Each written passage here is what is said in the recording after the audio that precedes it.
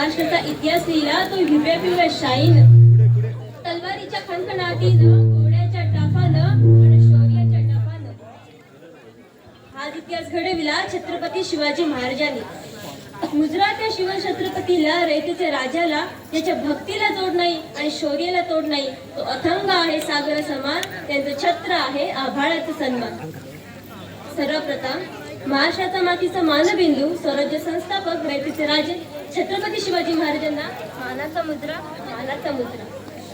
छत्रपती शिवाजी महाराजांच्या पदस्पर्शाने पावन झालेल्या भूमीत मला शिवरायांविषयी माझे मनोगत व्यक्त करण्याची संधी दिली त्याबद्दल आयोजकांचे आभार. महाराष्ट्राचे आदि दैवत, भूपती, नृपती, पृथ्वीपती, परमप्रतापी, प्रगल्भ, बुद्धिमान, विज्ञाननिष्ठ, जगाविख्यात, विश्ववंदनीय, राजाधिराज, श्रीमंत योगी छत्रपती शिवाजी महाराजांना या जिजाऊ लेकीचा मानाचा मुजरा, मानाचा मुजरा. छत्रपती शिवाजी महाराज की हे शब्द कानावर पडतात ज्यांच्या मुखातून आपोआपच जय बाहेर पडतो, रक्त सळसळते, छाती अभिमानाने फुटते, अंगावर सरकन काटा येतो अशा मराठमोळ्या बंधू आणि भगिनींनो, मी साक्षी बापू गावडे आज इथे एका महान पुरुषाची गाथा ओळखणार आहे ज्याचा मलाच नाही तर संपूर्ण देशाला अभिमान आहे. विजयासारखी तलवार चालून गेला आणि उद्या छातीने हिंदुस्थान हलवून गेला, वाघ नख्याने अफजल खानाचा कोता फाडून गेला, स्वर्गात गेल्यावर ज्याला देवाने झुकून मुजरा केला असा मर्द मराठा माझा शुभा होऊन गेला.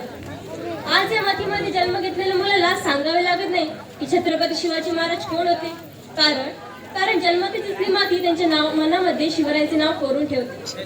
शिवछत्रपती हे नाव भारतातच नव्हे तर संपूर्ण जगाच्या कानाकोपऱ्यापर्यंत पसरलेले आहे. तर कोण होते हे शिवाजी? असे कोणते काम ज्यांनी केले की आज 350 वर्ष होऊनही त्यांच्या नावाचा जय जयकार सगळीकडे होतो? इथल्या लोकांना तर सोडाच, पण ते दऱ्याखोऱ्याने जरी विचारले शिवाजी महाराज कोण होते तर ते सांगतील रुद्राचा अवतार तो वाघाचा ठसा होता, रुद्राचा अवतार तो वाघाचा ठसा होता. विचारत्या सह्याद्रीला आणि विचारत्या सागरी लहरींना माझा शुभा कोण होता?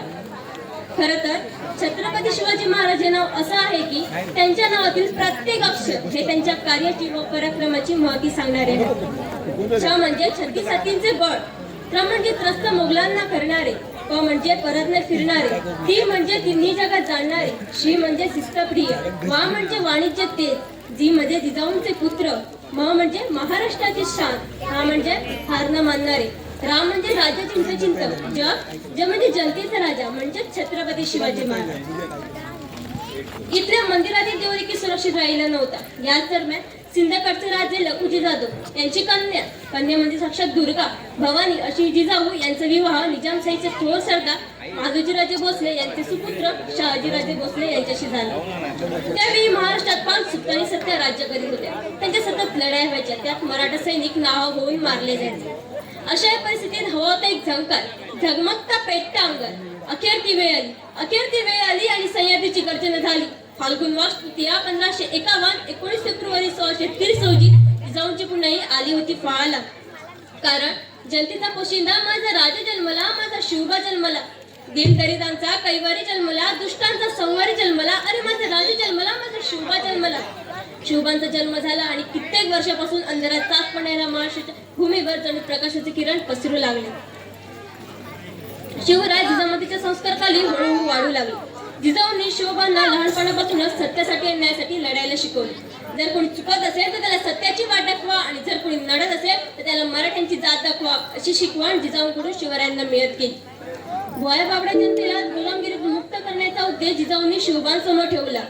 अशा वीर मातेने कसा घडविला असेल तो पुत्र, कसा असेल तो राजा, कसे असेल ते राज्य आणि कसे असतील ते छत्रपती. अहो शिवछत्रपती म्हणजे मावळ्यांचा मेळ, मनगडातले बळ, तलवारीची धार, छातीवरचा वार, मनातले ध्येय, सह्याद्रीचे शौर्य. जिजाऊंचे पुत्र शिवछत्रपती म्हणजे व्यक्ती नसून एक विचार आहे. व्यक्ती नष्ट होतात पण विचार कधीही नष्ट होत नाही आणि अशा विचारांना घडविण्याचे काम केले राजमाता जिजाऊंनी.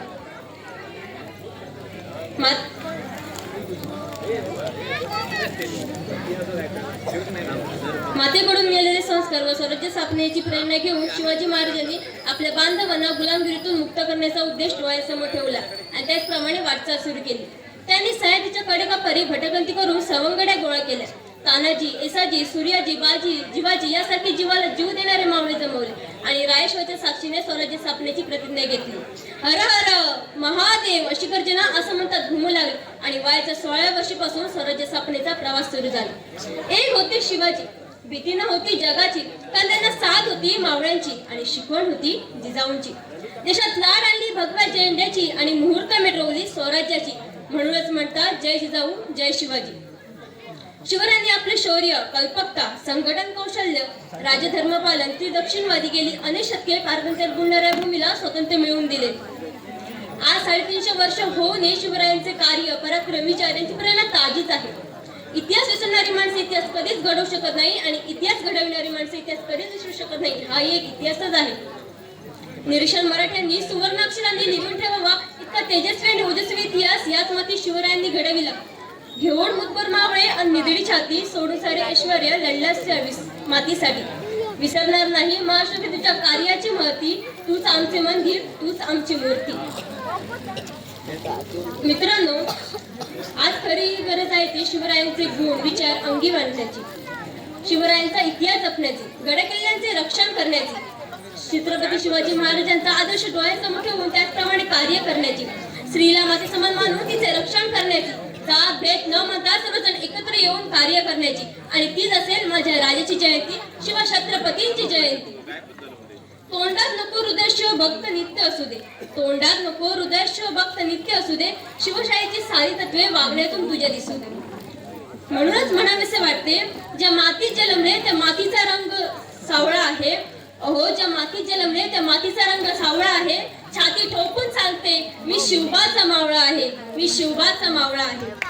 जाता आता एवढंच म्हणावंसं वाटतं, देवाकडे एक फूल मागितलं तर देवाने अख्खी बागच दिली. देवाकडे एक फूल मागितलं तर देवाने अख्खी बागच दिली. देवाकडे राहण्यासाठी घर मागितलं तर देवाने अख्खा राजवाडाच दिला. देवाकडे पिण्यासाठी पाणी मागितलं तर देवाने अख्खा समुद्रच दिला. परंतु देवाकडेच देव मागितलं